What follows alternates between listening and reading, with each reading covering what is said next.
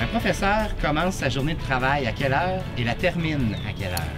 Oh, il commence à 7h30, 8h le matin, mais le soir, ils n'ont pas d'heure de fin, je pense. Elle commence très de bonne heure, à peu près, je dirais, 1 heure avant que les élèves entrent en classe au minimum. Il doit la finir, ça dépend, ils peuvent rester à l'école très tard. En moyenne, un enseignant passe combien de temps à faire de la correction dans sa journée? Facilement 3 heures. D'après moi, il en passe pas mal. Il doit passer un bon 2 heures minimum. Un prof passe en moyenne une vingtaine d'heures par semaine devant sa classe, mais il travaille beaucoup plus que ça. Il prépare ses cours, ses exercices, ses activités et il participe à des rencontres pédagogiques. Il maintient également à jour la qualité de sa formation, corrige les travaux, les examens et bien souvent tout ça sur ses heures de pause. Vous ne serez donc pas surpris d'apprendre qu'un prof travaille au moins 40 heures par semaine. C'est le cas, entre autres, d'Hélène Renaud et Patrick Dupré, ce couple d'enseignants de français à l'école Marguerite-Bourgeois de Châteauguay. Ils travaillent de concert avec les autres professeurs pour faire en sorte que les cours soient livrés simultanément à tous les groupes d'élèves pour les préparer aux examens. Vite, Alice, on s'en va à la garderie. C'est ça, la pédago, elle nous a mis 3 affaires en pédago. Elle nous a donné à faire un test sur Internet, mais tous les profs le passent, là. Je pense même que tout le personnel enseignant le passe. Puis c'est pour faire un topo là, sur l'école. Le portrait de l'école, c'est ça, pour le plan de lutte contre l'intimidation. Bon! Ici, c'est ma classe.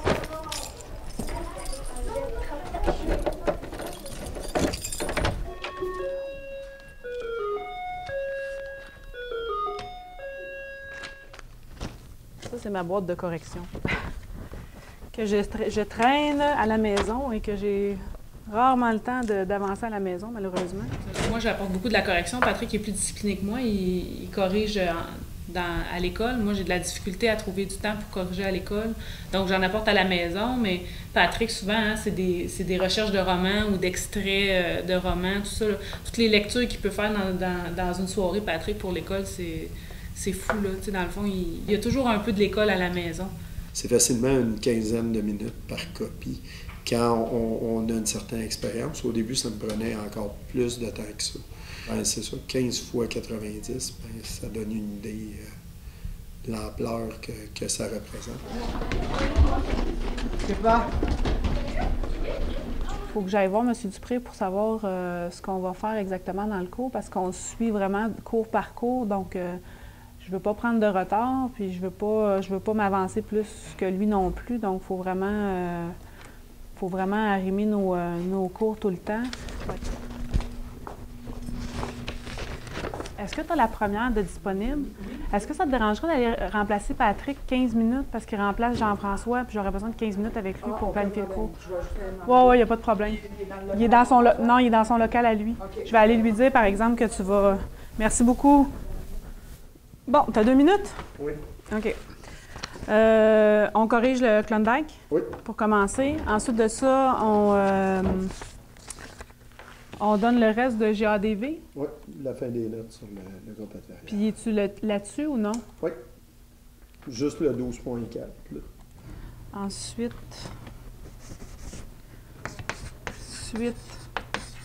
GADV.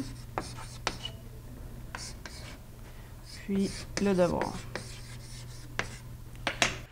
Une journée à l'école est un feu roulant, une vraie course contre la montre. Les enseignants ont un horaire strict à respecter. Ils ont des élèves qui les attendent et ils doivent être au meilleur de leur forme à tout coup. Toutefois, même si une journée est planifiée en fonction des programmes à couvrir, une période de classe réserve toujours des surprises et un enseignant doit être prêt à faire face aux imprévus. C'est toujours un feu roulant. Nous autres, on s'ennuie pas. C'est pas une vie de bureau.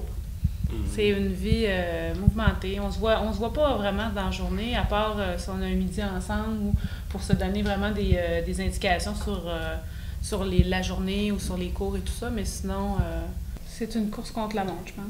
Alors, c'est le deuxième texte de notre dossier sur le Yukon. Ça s'appelle le Klondike, page 4. La ruée vers l'or, hein, je vous le dis, là, ça s'est échelonné sur plusieurs années. Donc, je m'attends à ce que vous ayez un entre telle date et telle date, OK? Un peu plus long que ça, mais tu es proche de la réponse. En fait, c'est entre 1896 et 1900.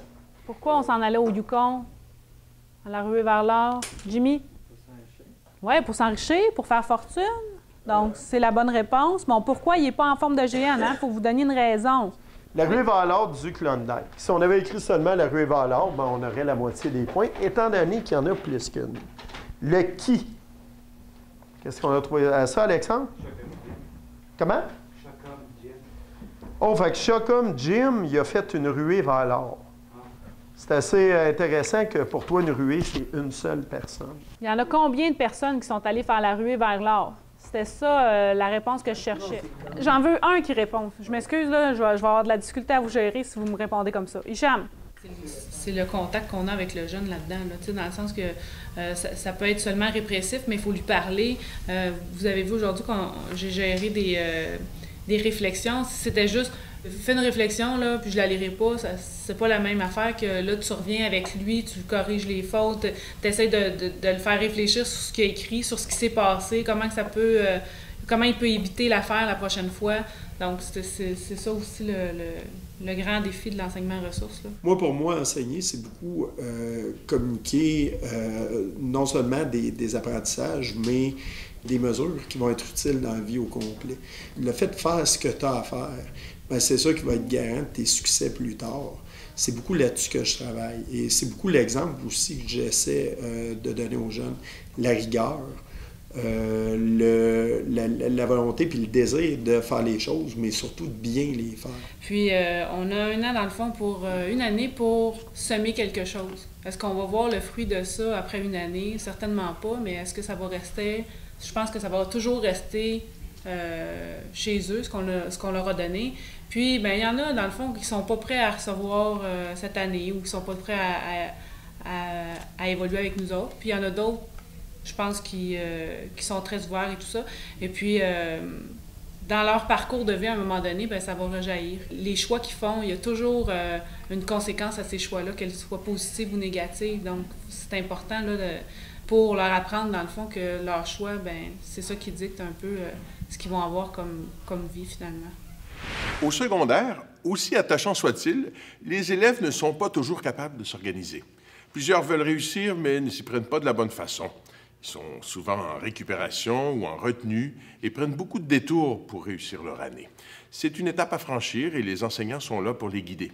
Les résultats ne sont peut-être pas visibles instantanément, mais l'apport des enseignants qui s'étale sur plusieurs années finit toujours par porter fruit. Lors de notre prochain rendez-vous, on rencontrera Brigitte Laflamme de l'école L'Éco-Pain à Notre-Dame-des-Pins dans la Beauce, là où la technologie stimule l'apprentissage. Les élèves de Brigitte ont la chance d'apprendre en ligne avec des élèves d'autres écoles. On veut qu'ils soient heureux, on veut qu'ils soient bien, pas juste académiquement, mais aussi dans leur vie personnelle, ça fait partie d'un tout. Je m'adresse à tous les professeurs du secondaire qui ont habilement préparé les étudiants que je reçois dans ma classe chaque année. Je vous remercie, vous faites un travail extraordinaire.